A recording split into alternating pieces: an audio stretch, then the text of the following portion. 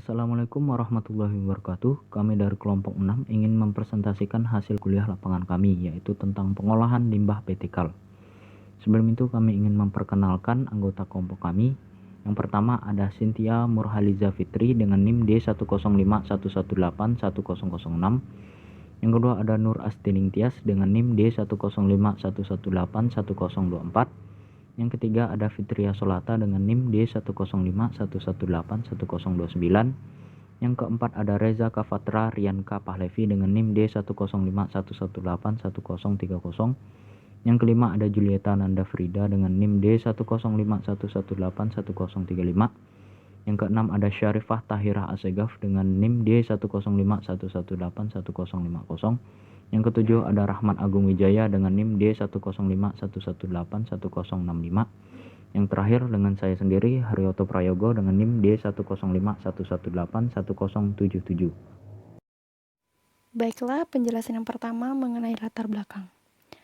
Limbah yang terdapat di PT KAL merupakan limbah kelapa sawit dari sisa hasil tanaman kelapa sawit yang tidak termasuk dalam produk utama, atau hasil ikutan dari proses pengolahan kelapa sawit. Limbah hasil pengolahan kelapa sawit dibedakan menjadi limbah cair yang biasanya dikenal dengan istilah POME atau Palm Oil Meal Effluent, serta limbah padat berupa sabut, cangkang, janjangan kosong atau JJK, dan solid basah atau waste decanter solid. Limbah kelapa sawit banyak mengandung senyawa organik dan anorganik. Senyawa organik lebih mudah mengalami pemecahan dibandingkan dengan senyawa anorganik. Limbah kelapa sawit mengandung zat beracun seperti logam berat, yakni tembaga, timbal, perak, seng, besi, nikel, dan lain-lain, yang dapat berpengaruh buruk pada mikroorganisme. PT KAL merupakan perusahaan kelapa sawit yang memiliki sistem pengolahan zero waste pada limbah yang dihasilkannya. Dapat diartikan pada perusahaan ini, semua limbah yang dihasilkan diolah dan dimanfaatkan kembali, sehingga tidak ada limbah yang sia-sia dan merusak lingkungan. Perusahaan ini juga bisa disebut atau dapat dikatakan sebagai perusahaan yang sangat peduli terhadap lingkungan. Karena selain adanya sistem zero waste, perusahaan ini tidak menggunakan semua tempatnya dan menyediakan sebagian untuk melakukan konservasi agar lingkungan tetap terjaga. Selanjutnya, pada laporan kami terdapat hipotesis, maksud dan tujuan, serta pembatasan masalah. Pertama, hipotesis, yakni 1. Apakah limbah dapat diolah menjadi barang yang bernilai? 2. Ada tidaknya pengaruh limbah pada lingkungan? Selanjutnya, maksud dan tujuan. Pertama, mengetahui cara pengolahan serta pemanfaatan dari limbah kelapa sawit. Kedua, mengetahui dampak limbah kelapa sawit pada lingkungan. Terakhir, pembatasan masalah. Yang pertama, pengetahuan tentang pengolahan limbah yang dilakukan di PT KAL. Kedua, limbah yang dibahas berupa limbah cair dan limbah padat. Sistem Zero Waste. PT KAL menggunakan sistem Zero Waste pada pengolahan limbah kelapa sawitnya. Kebijakan Zero Waste Management merupakan salah satu program perusahaan sebagai bentuk tanggung jawab terhadap kelestarian lingkungan. Pemahaman bahwa limbah yang dihasilkan dari suatu proses produksi mempunyai nilai ekonomis merupakan suatu hal yang harus dikembangkan. Limbah bukan menjadi suatu hal yang harus dihindari atau ditutup-tutupi pengelolaannya, tapi bisa mempunyai nilai ekonomis. Pemanfaatan kembali produksi sampingan atau byproduct yang dihasilkan oleh pabrik kelapa sawit atau PKS seperti janjang kosong, serabut atau fiber, cangkang atau shield, dan limbah cair pabrik kelapa sawit atau POM. Limbah kelapa sawit.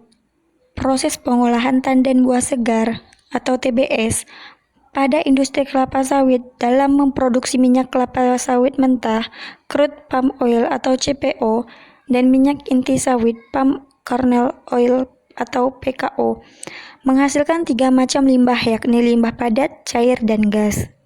Limbah padat merupakan yang paling banyak dari total TBS yang diolah dalam bentuk tandan buah kosong, serat, cangkang buah, dan abu bakar. Limbah cair dihasilkan dari sisa proses pembuatan minyak kelapa sawit berbentuk cair yang disebut palm oil meal effluent atau POME. Sedangkan limbah gas berasal dari gas buangan pabrik kelapa sawit pada proses produksi CPO. Limbah padat.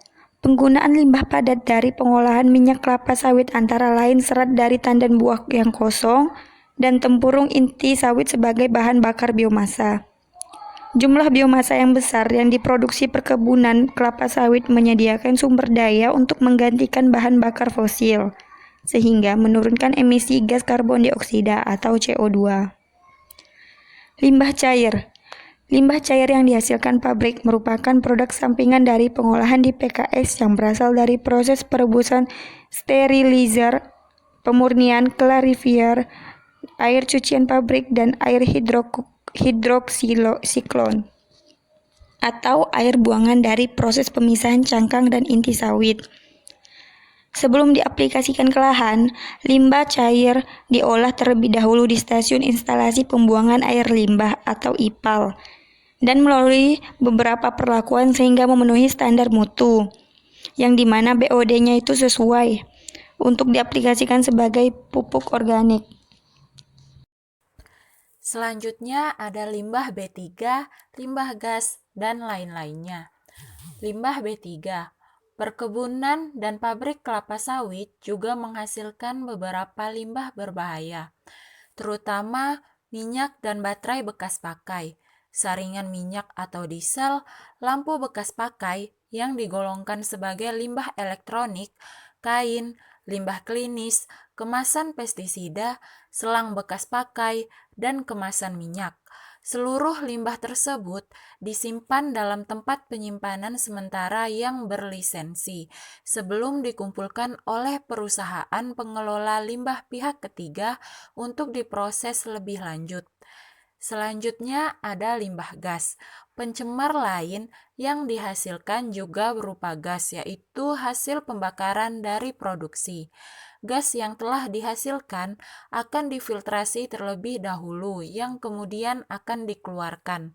Gas tersebut telah memenuhi Peraturan Menteri Lingkungan Hidup Indonesia Nomor 7 Tahun 2007 tentang baku emisi tidak bergerak. Gas-gas selama pembakaran yang berbahaya adalah sulfur dioksida dan nitrogen dioksida. Selanjutnya ada limbah lain-lainnya. Sisa-sisa limbah domestik yang tidak berbahaya lainnya, contohnya yaitu seperti kertas, tisu, dan sisa makanan, oleh PT KAL disimpan dalam unit penyimpanan sementara sebelum dikumpulkan oleh pihak ketiga dan diangkut ke tempat pembuangan akhir yang dekat dengan wilayah tersebut. Jumlah B3 di PT KAL. Pertama, minyak bekas, 2016 terdapat 1.761, 2017 5.246, 2018 terdapat 3.289. Lalu baterai bekas, 2016 terdapat 80, 2017 353, 2018 407. Limbah yang terkontaminasi bahan beracun atau berbahaya, 2016 327, 2017 296, 2018 408. Pakaian atau sarung tangan yang terkontaminasi, 47,5, 2017 65, 2018 89. Kemasan dari bahan kimia atau beracun yang berbahaya, 2016 terdapat 2001, 2017 terdapat 773, 2018 159. Limbah medis atau klinis, 2016 102, 2017 85, 2018 74. Lalu lampu neon bekas, 2016 13, 2017 ada 4, dan 2018 0. Pengelolaan lahan gambut. Lahan gambut tidak hanya menopang ekosistem spesifik, namun juga sangat efisien dalam menyerap karbon. Lahan gambut Indonesia memiliki nilai penting bagi dunia, karena menyimpan setidaknya 57 miliar ton karbon, membuat kawasan ini sebagai salah satu kawasan utama penyimpan karbon dunia. Oleh karena itu, Setiap kerusakan pada ekosistem dapat menyebabkan pelepasan jumlah karbon dioksida yang signifikan ke atmosfer. Sejalan dengan komitmen untuk mengurangi emisi karbon dioksida yang terlepas di atmosfer, dilakukan pengelolaan lahan gambut yang ada di PT KAL. Pengelolaan seluruh lahan gambut di wilayah ini antara lain dengan cara pemantauan ketinggian air di dalamnya. Hal ini dalam rangka mencegah pelepasan karbon dan kebakaran. Dan untuk memanfaatkan ekosistem seperti penyangga banjir dan pasokan air ke perkebunan-perkebunan, pengontrolan air tersebut dilakukan dengan cara dibangunnya pintu-pintu air di parit-parit sepanjang lahan perkebunan. Selain itu, lahan PT KAL juga telah menjadi kawasan konservasi, yaitu seluas 3.844 hektar. Saya akan menjelaskan slide 10 yaitu bagian kesimpulan. Pengolahan di PT KAL menggunakan sistem Zero Waste.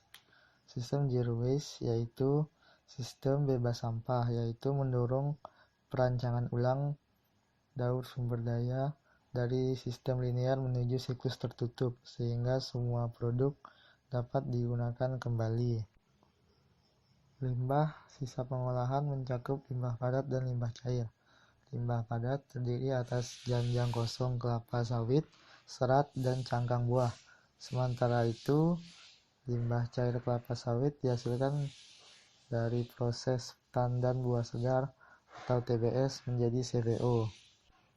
CPO yaitu crude palm oil atau dalam bahasa Indonesianya minyak sawit kasar, merupakan minyak kelapa sawit mentah yang diperoleh dari hasil ekstraksi atau dari proses pengempaan daging buah kelapa sawit dan belum mengalami pemurnian. Perusahaan kemudian memanfaatkan kedua jenis limbah ini sebagai pupuk organik dan bahan bakar. Limbah padat dapat dimanfaatkan untuk ketel uap di pabrik kelapa sawit. Selain itu juga menjadi bahan bakar pembangkit listrik di pabrik dan perumahan sekitar. Limbah padat yang dimanfaatkan antara lain serat dari tandan buah yang kosong dan tempurung inti sawit. Serat dari tandan buah yang kosong dapat juga dibuat menjadi kompos dan digunakan sebagai pupuk organik karena memiliki kandungan nutrisi yang tinggi. Limbah air juga dapat dimanfaatkan menjadi tenaga listrik melalui proses anaerob, yaitu proses yang tidak membutuhkan oksigen.